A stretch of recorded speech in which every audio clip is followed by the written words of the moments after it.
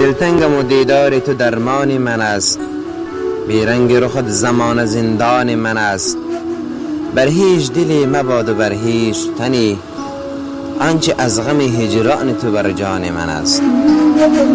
تاری از موی سرت کم بشود می میرم، آه گیسوی تو در هم بشود می میرم.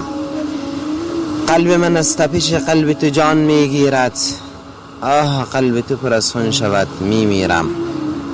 جان من بسته به هر تاری سری موی تو هست، تاری از موی سرت کم بشود می میرم.